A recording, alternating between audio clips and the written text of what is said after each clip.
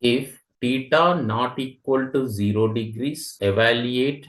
cot theta by 1 plus tan square 90 degrees minus theta minus sin theta into sin 90 degrees minus theta. Cot theta divided by 1 plus tan square 90 degrees minus theta minus sin theta into sin 90 degrees minus theta is equal to cot theta divided by 1 plus tan square 90 degrees minus theta is equal to cot square theta minus sin theta into sin 90 degrees minus theta is equal to cos theta is equal to cot theta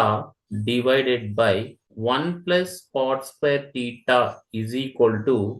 cosecant square theta minus sin theta into cos theta is equal to here cot theta is equal to cos theta by sin theta into 1 by cosecant square theta is equal to sin square theta minus sin theta into